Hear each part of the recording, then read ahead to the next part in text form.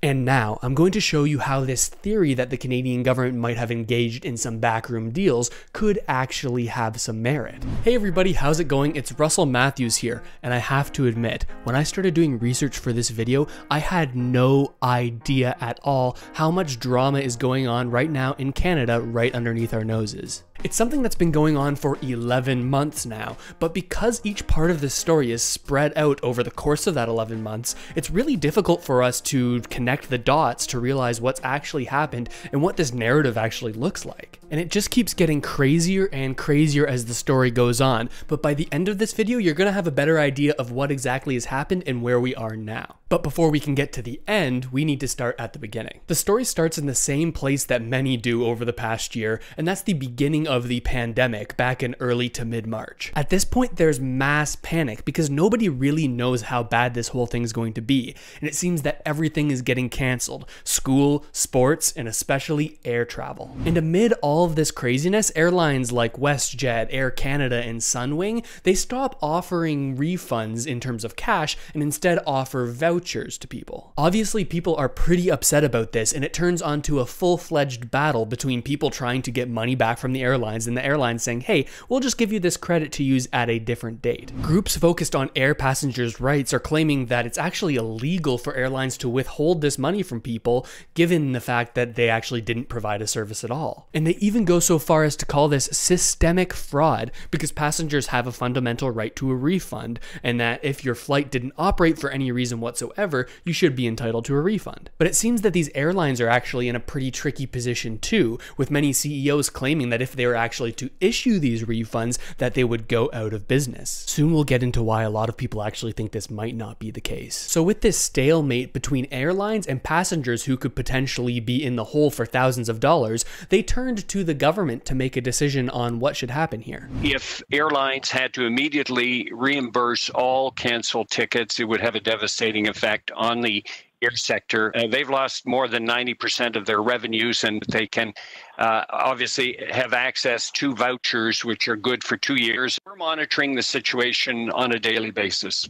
And you might be thinking, okay, I get it, it sucks that people are getting vouchers instead of refunds, but they can still use these vouchers to fly whenever they need to in the future. Well, it seems like that might not be the case right now. Check out this super recent headline where this Globe and Mail journalist claims that 10 months after her Air Canada flight was cancelled, she still can't get or use her voucher. It seems that it's taken over 2 months for people to even get the voucher into their hands in the first place after requesting it. So if it takes that long to get a voucher, how are you going to be able to use it effectively when you need to? But let's fast forward to October 2020. This is when some drama starts erupting between two of Canada's largest airlines, Air Canada and WestJet. They're actually at each other's throats at this point. And it starts with a letter from the CEO of WestJet. Now, the beginning of this is just explaining how hard it's been on airlines since the start of the pandemic, but to summarize, I'll go over this last line. Through the efforts of thousands of WestJetters, we are confident that we can now begin providing refunds proactively. We are the first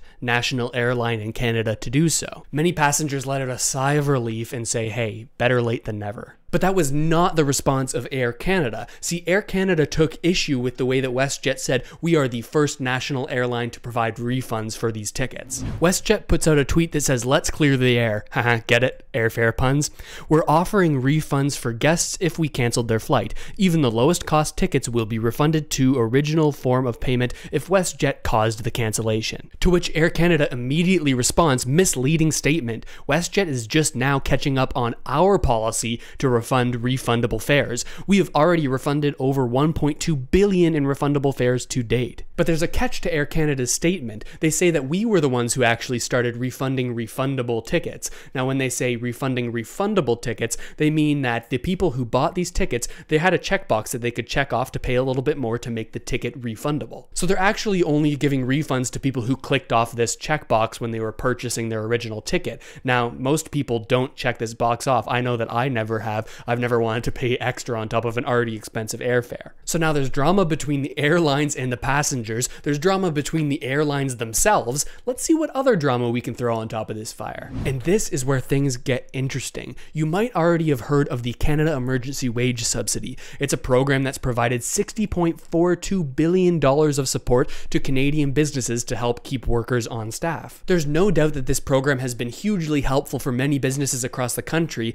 and probably has helped out our employment numbers here in Canada also. But that doesn't mean that it's a perfect program, and some people have sort of raised an eyebrow at some of the businesses that have been actually able to take this Canadian money. Initially, the public didn't have the information as to which businesses have taken this emergency wage subsidy, but just recently a database has been made available to the public where you can sort of scroll through and see which businesses have accepted it. And that's when articles like these start popping up, claiming that foreign airlines have taken the Canadian wage subsidy. Now bear with me as we go through this text because it's something I think you should know. The Canada Emergency Wage Subsidy Registry base shows that Cathay Pacific, United Airlines, Turkish Airlines, Royal Jordanian, Lufthansa, I don't know if my pronunciation's right, KLM, El Al, Ethiopian Airlines, and Indigo Airlines received this Canadian wage subsidy, and also 3 Chinese state-owned airlines, China Southern, Beijing Capital, and Hainan also got the Canada Emergency Wage Subsidy. People started taking issue with this when they realized that many of these airlines have received generous financial aid from their own governments,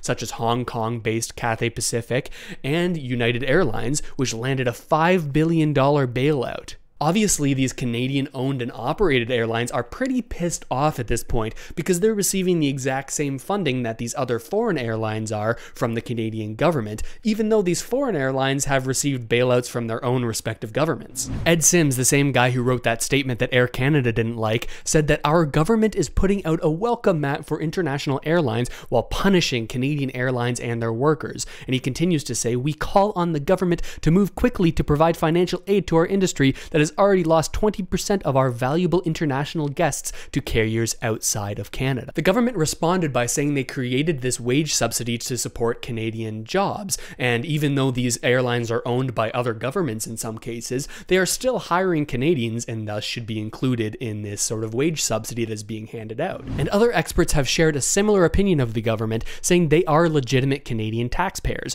It's not as if they're doing this illegally, and that the optics are a little strange, but they're not doing anything that is outside of the regime that the government has put in place. Essentially what he's saying is that these foreign airlines who are applying for the wage subsidy, they're not doing anything wrong. They're working through the program in the way it's designed, but questions can be raised about whether or not this was designed correctly. And now, to make matters even worse, according to statements by members of Parliament in the House of Commons in Canada, they're claiming that some of these airlines who received this wage subsidy have now pulled out of Canada after receiving this additional money. So to summarize, Canadian airlines are saying, what the heck guys, you gave the same amount of money to us as you did to these foreign airlines which are pulling out of Canada now. We deserve an additional bailout. But, and I couldn't even believe it, the drama stacks up even farther than that because there's so many people who are saying that this bailout for airlines that could be coming could have huge problems. Let me explain. And this investigation done by the Financial Post has something to do with it. They say that as the Canada Emergency Wage Subsidy flowed in,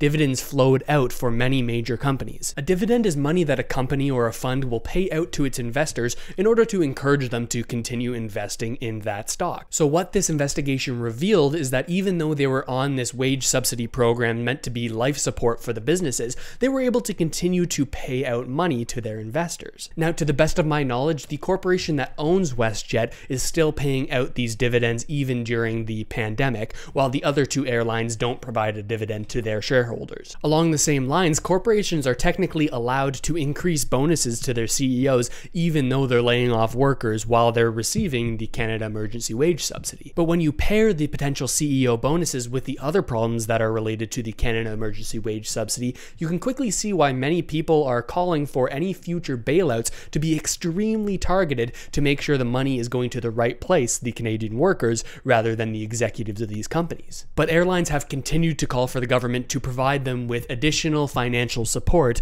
to help them through the rest of the pandemic. Up until recently, it didn't seem like this was something the government was willing to provide to these airlines. Things have started to change since some politicians have said some interesting things in the House of Commons, but we're going to get to that soon. But first, adding even more to the layers and layers and layers of drama surrounding airlines right now, we need to talk about the fact that they were offering vacation packages to tropical destinations during the pandemic. We all agree that now is just not the time to be flying. Clearly, the government's position was that nobody should be traveling at all right now. But up until recently, airlines were offering vacation packages to these places, even with COVID discounts to help with the lagging numbers. And this got even more attention when many politicians got absolutely slammed for taking advantage of these vacation packages over the holidays, even though publicly they were saying you shouldn't travel.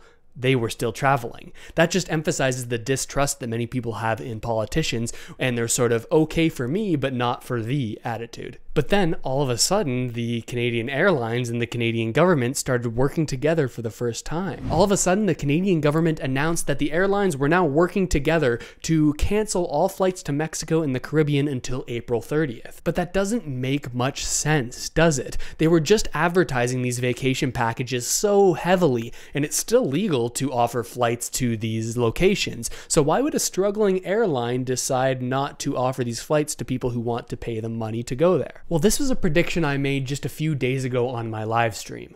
I'm wondering if they worked out a deal with the federal government to actually get some bailout money in order to sort of comply. Because you'll remember all through the past months, they were heavily advertising, hey, get away from the Canadian cold winter, head down to Mexico, head down to these Caribbean resorts. Now they've sort of had an about face and they're saying we're closing down flights to these places. So I wonder if there's a little bit of bailout money involved in that. And what do you know? This headline came out the very next day. Airline bailout begins in Canada with $375 million loan to Sunwing after they've been forced to stop these vacations. Now, the government of Canada says that Sunwing had to adhere to some strict conditions in order to get this $375 million low interest loan. First, they're supposed to hold all of the amount that they owe for these refunds in another account until the government can decide what their policy is on whether or not they're going to force airlines to return this. And second, they're supposed to take all reasonable actions to make sure that there's not further wage cuts and that there's not dividend payouts and CEO bonuses. But how the government's actually going to go about policing this and making sure that they adhere to these measures remains to be seen. And even though these Canadian airlines have canceled their flights to these vacation destinations, nothing has been done about non-Canadian airlines taking Canadian citizens to these vacation destinations. So what we could actually be seeing is American airlines or other foreign-owned airlines taking Canadian citizens to these vacation locations, while at the same time Canadian planes are stuck on the ground. And now, I'm going to show you how this theory that the Canadian government might have engaged in some backroom deals could actually have some merit. Take a look at this clip from the House of Commons just earlier this week. I want to take a moment to thank the airlines for voluntarily agreeing to help prevent the spread of COVID, and that our government is currently working on a support package to help airline carriers and their workers. Thank you. So take this with a grain of salt because this is just one guy's analysis of what's going on. But essentially the Liberals are saying, oh, look at these airlines. They've done such a good job. They've voluntarily decided to halt flights to these vacation locations. But also we're going to be providing them with a stimulus package.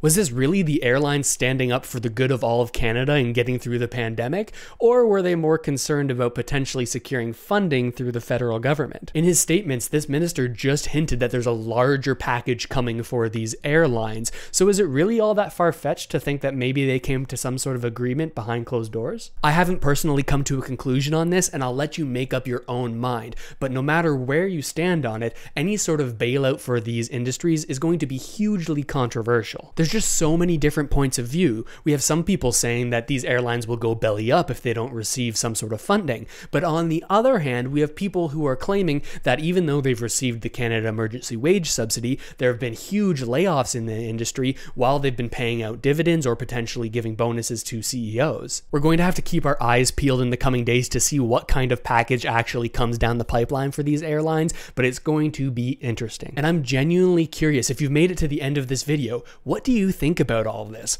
Let me know down in the comments, because I read every single comment I get and I try to reply to as many as I possibly can. And if you want to keep the conversation going, or want to submit some sort of news or information that you think could be helpful here on the channel, feel free to hop into our community Discord. We're constantly having conversations there about all kinds of Canadian topics that are important to Canadians. And to be honest with you, I don't even know if anyone's gonna watch this. I just started doing research on this and I realized, man, this goes really deep and it's really interesting, at least to me. So I hope you think the same thing. If you haven't already done so, make sure to hit the subscribe button and the notification bell. I'm constantly coming out with updates like this, along with any other Canadian information that you could want to know. So feel free to stay tuned to the channel. And also, if you can think of absolutely anyone who might find this interesting, feel free to send a link to this video to them. That's the #1 thing that you can do to help me grow here on this channel, and I really, really appreciate it. And with all of that said, thank you so much for watching, everybody. I really hope you found this video interesting, and I'll see you next time.